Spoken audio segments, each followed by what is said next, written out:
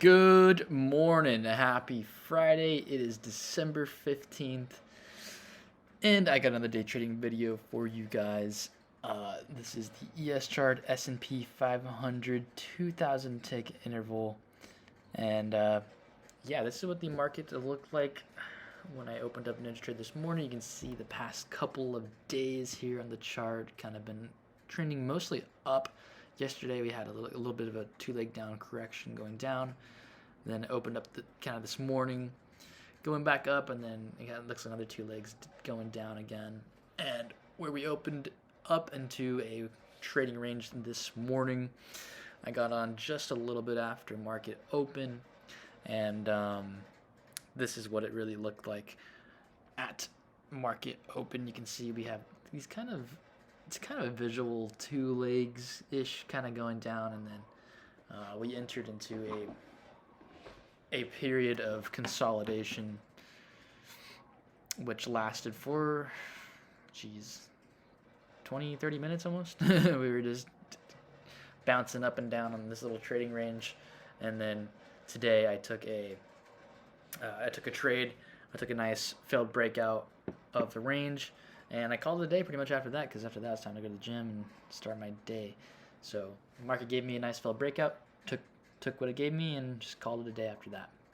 But yeah, you can see here, I thought we had a, maybe spike into a little channel here. So I was planning this bigger channel, and then we had a big spike going up here. So I thought maybe we got to get a new extreme for this spike uptrend here. So that's what I was playing with, hoping to find a setup. Couldn't really find a setup that I liked, so I didn't really take anything. But it did eventually go back up and test that. I thought about entering around here, but just didn't really like where it was heading. I thought maybe we had a bigger, wider channel play, but that didn't make sense to me in my head. So I was like, I was gonna not take that. But yeah, and the spot where it kind of shot back up wasn't really a good entry at all. It just kind of shot up kind of randomly, and you really can't tell. It's more of like a third entry anyway, so it wasn't a good spot. But eventually went up, made that new high up there, where our little trend channel needed to go, and then from then on, it just kind of went into this trading range. And I didn't even realize it was really a trading range until I kind of readjusted my screen and the way it looked, because I was a little too close to like a little too zoomed in, so the market looked pretty drastic. So I zoomed out a little bit, and I realized we're kind of just in this consolidation. Sometimes it helps to readjust your screen. And if you're too close, it may look like it's more confusing. But I zoomed out a little bit. I almost entered right here, because we did get a kind of like a second entry short type deal. We actually got 2 second entries. I forgot. I missed one back there before too, right where the original downtrend channel line is. I missed a little second entry that actually would have worked out for easy scalp, but I didn't do it. And then there's another one right here. It's actually not really a second entry, but yeah, as you can see, I zoomed out, and so now it's more easy to identify where the trading range is, for me at least. It was just because I zoomed out. When I was too zoomed in, it looked kind of wonky and kind of confusing. But I zoomed out, made a little bit more sense to me. I'm like, okay, this is definitely a little trading range that we're into here. So and you never really want to take a trade in the middle of a trading range. So I wasn't really looking for setups. I was either looking for shorts or failed breakouts, or something on the tops and the bottoms.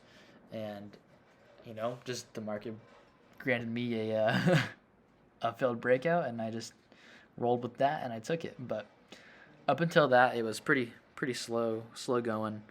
The market, doing its thing, and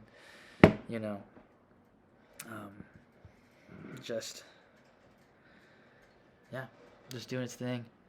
I actually entered I entered this because that's kind of what I wanted to see, because I knew it was going back up. We had a failed second entry. I thought maybe it might be worth the take, but I just took it on the sim. Ended up working out, but then right after that, it dropped pretty violently. But you can see definitely our tops and bottoms are reacting to this trading range. So that's how I know this is a confirmed trading range. You got like 3 hits on the top and like 3 hits on the bottom. So I know confirmed this is for sure a trading range. Then after this little spike here, it broke up over the top, and I'm like, oh, this is for sure. This is for sure a failed breakout, 100%. You'll see here. So I'm like, okay. It's kind of hard to judge when you get the failed breakout, when it's going to come back down, but you know because of the range rules, you know it will come back down. So I was just playing with that. I risked a little more. You know, it's a little more kind of advanced, I guess, entry. But I just decided to enter because I knew it was going to go back down. Because that's just the range, how it goes. You're looking for that failed breakout, and it'll go boom back into it, and it'll eventually go back up into an up range, which is what it did. It went up to an uptrend. It went down, then consolidated, and then went into spiked up and went into a little uptrend spiking channel. But it was easy. Got my scalp.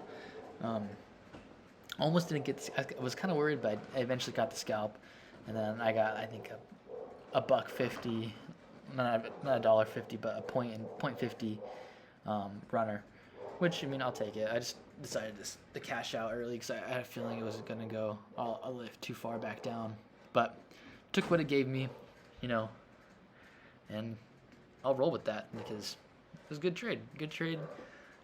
This is probably like one of the more easier failed breakouts I identified in a while. Clear trading range, clear failed breakout, just following where the market's going. I was really tempted to stay on a little bit longer, but it is what it is, because after that, like when you identify the pattern, and not the pattern, but like you identify where the market's going, you can make really good assumptions to where the market was going to go. So now I know that I got a failed breakout. I know it's going to bounce back down a little bit, and then it's going to go shoot back up, either into a range, or usually sometimes get a spike into a channel. I've seen that a lot, is with the failed breakouts, it would, you know, do its thing and then go to a spike and then go into a little channel, which is kind of what it started doing as I was about to get off. But, you know, around 5:30 is my time to get off, and I just kind of got off from there. But yeah, guys, all in all, good way to end the week.